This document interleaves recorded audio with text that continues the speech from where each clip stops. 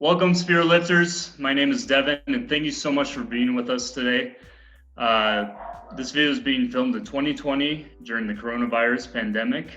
And in the series of videos I'm doing, I'm interviewing small business owners and entrepreneurs to really get their insight to help all you in how this pandemic is affecting, day-to-day operations, financial situations, their way of surviving as a business with everything going on globally that's really put the world on its heels. And today, I fortunately have Abigail O'Driscoll with me from the UK.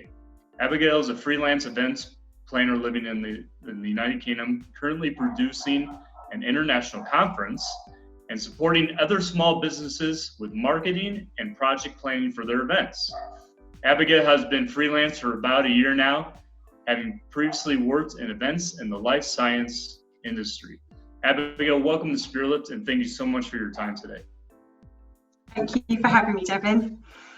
Abigail, just to get started, just give us a general insight of how this situation has really impacted your business for the moment, or impact your business now in these times, where you are now with your business, with what's going on.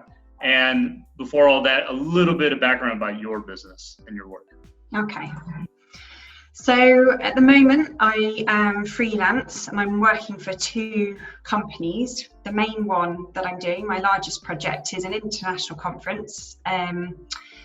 It's in London, theoretically, but in the last month, we've obviously been closely monitoring the situation, watching the lockdowns that have been happening kind of globally, and in the UK in the last couple of weeks where our lockdown has started, we've had to postpone the conference and take that decision to postpone it. So that obviously has financial implications for the conference itself, for its sponsors, but also me, because obviously I work on a project by project basis. So we're looking at how we postpone, how we keep sponsors engaged, but also how I can work more flexibly with the company that I'm working for, so that I still retain an income at a certain level, but also understanding that their financials are going to be very, very impacted and stretched by this. So we've been working very open dialogue, and because we have a good working relationship already, it means we can both be flexible. So I have extended my contract with them, so I'll be paid for the same amount of work but over a longer period of time, which eases their finances, and makes the best of a bad situation, really. Other pieces of work I've lost entirely. One company that I was working for went under within a couple of days because their work is purely events, is event staffing and providing people for those events. And if the events aren't happening, then they cannot exist anymore. So that project has gone, and I hope that they are able to obviously for themselves get back up and running. But the events industry is a tough industry now because of the restrictions and the duty of care as well. So we haven't set a date, for example, for the conference that I'm working on, because it's ever changing around the world. And even if it was okay in the UK, we might not be able to get the other people over to us. So that's where I'm kind of currently at. Yeah, wow. I mean, that industry must just, and the industry you're in, just very heavily impacted by this whole situation, unfortunately. And, so what are some of the ways you're able to pivot, if at all, with, finding work right now or doing something else? So, I mean, I have the advantage that I'm already a home-based worker. So kind of working from home hasn't been a strain for me. I know it has been for lots of people, but I'm already set up to work from home. So in that sense, I can jump from something else quite easily, and using something like we're talking on today, Zoom or Skype, you can still have those conversations taking place. But it's not easy because, you know, everything's on hold, you know, recruitment's on hold, events are on hold, everyone is in a limbo. And I suppose the only positive out of that is everyone is in the same boat, and I think everyone understands it. Whereas other things that could cause businesses to go under, people might not understand or be able to relate to. So I'm just trying to be flexible with people, and also offering advice to people. You know, I'm not looking to make money out of kind of conversations and things. It's actually being human about it and listening to what they're struggling with, and just trying to talk through problems, or, you know, and kind of just think of ideas off the top of your head. And touching on that theme a bit more, and kind of what you've been saying, you just said in the previous mention, was, do you find that, like, people that, like you kind of touched on before, maybe you can elaborate a bit more, like people are being more understanding with the situation? People, like, you know, some businesses will definitely close, unfortunately, and that's just the way it is until, you know, we're over with this. But do you see certain situations and with certain people that you normally collaborate with, that there is a lot more understanding with this, that you're like, okay, we'll extend, you know, ABC till this day, we'll pay out till this day, we're willing to help in this way? Do you feel that sort of way, like that theme of understanding, and we're all in this together and we'll try to help each other best we can, really going on as business owners? owners? I've been really surprised by that. I mean, people that I've had relationships with just over an email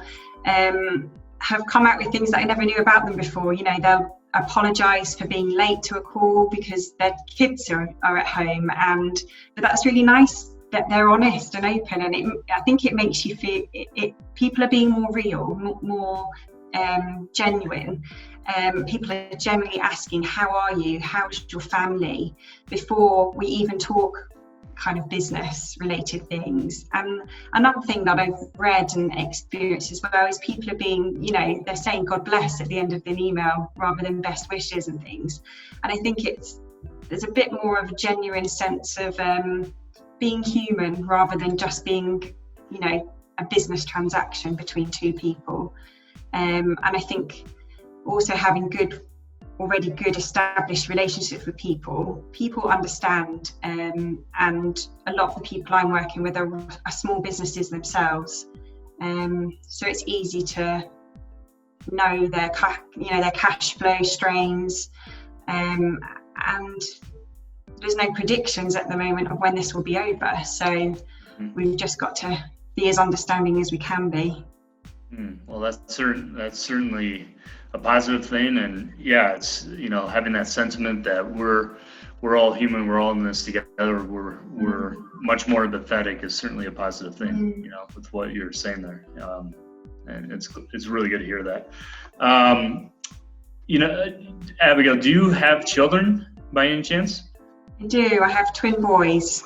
Boys. Wow, incredible. I think it would be really interesting for our viewers if you could shed some insight on how that is, you know, working from home and having twin boys, and really giving, you know, your sense of how to balance that for many women who this is a new thing, you know, working, you know, at home and having to maybe balance that work-life situation with the children. How do you manage that? How, any, you know, insights you could give to working moms now, you know, adapting this whole new situation? Yeah. Be realistic about what you can achieve. You're not going to do everything well, so do not expect to do everything 100%, and try and remove that pressure from yourself, because it isn't good for the children, because they'll pick up on your stress. You know, when I'm trying to shield our boys from it, at the moment they are blissfully unaware of the situation. They're 4.5. So the only change for them is we can't go to parks because they're all closed. We're only allowed out once a day. So a loose routine. I mean, children thrive on routine. I personally thrive on routine. So I try to chunk out the day. So my boys are most independent in the mornings. So they will play independently together and not need much from me. So that's a prime time where I can get a bit of work done. But also, you know, say I am on a call, something that I've noticed people do is they may have to say, I've just got to go let my dog out, or I'll be back in a second, or introduce your children, so that other people on the line know that they're there, and it means, you know, they can see, you know, and give you a, you know, that's fine, go see them for a second and then come back.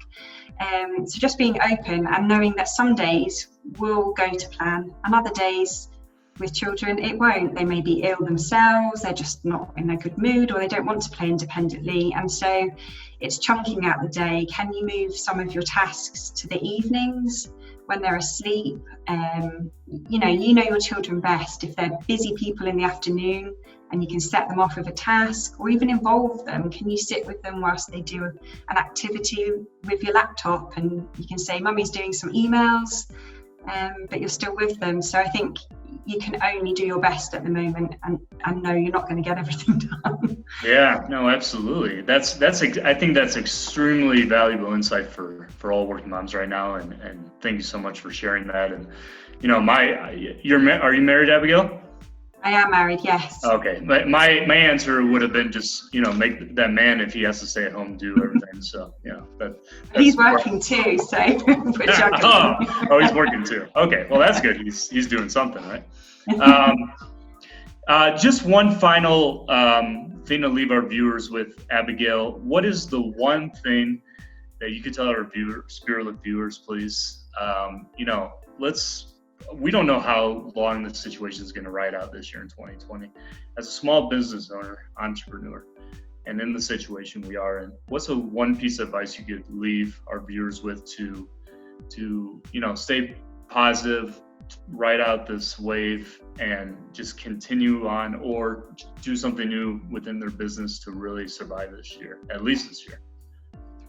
I think at the moment, using this extra time that we have at home, which maybe no one would have, where you have that pause button. We don't have the uniqueness of that normally. Is there a way you can think about what else could I have been doing with this time? So looking at where else could my business go? Can I be doing things that may aid business in the future? Can I work on my website that I've never developed? Can I have those conversations I always promised I'd have with other people? Can you set them up virtually? Look at what other people, I know this isn't just one thing, but you know, kind of just give yourself a bit of space and use it as a gift.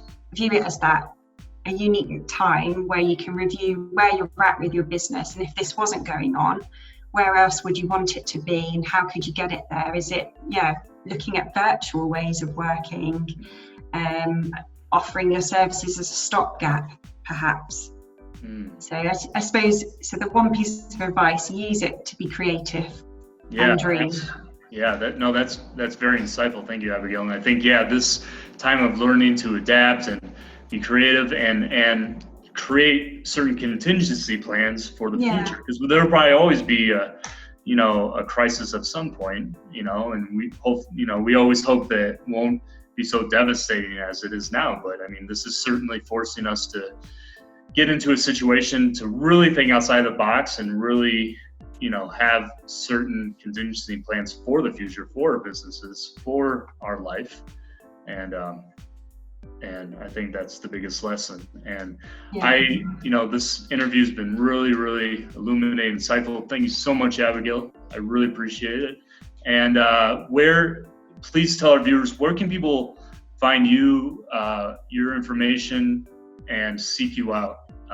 So I'm on LinkedIn. That's probably the best platform to use. Hopefully you might be able to share the link, but it's Abigail O'Driscoll. And I've joined Twitter recently. That's one of the things I've never done before, and I've used this time. So Events Abby. Excellent. That's excellent. Well, and I encourage all of our viewers, please check Abigail out and work with her. And Abigail, we're going to include all your information in the description box below this video, okay? So we can share it with our viewers. And thank you so much for your time today, Abigail, and it's been a pleasure. Thank you so much. Thank you, Devin. And thank you, Spirit-Led viewers, for watching. If you found this interview of value, please like, share, and comment below this video, and we'll see you in the next video. Thank you so much.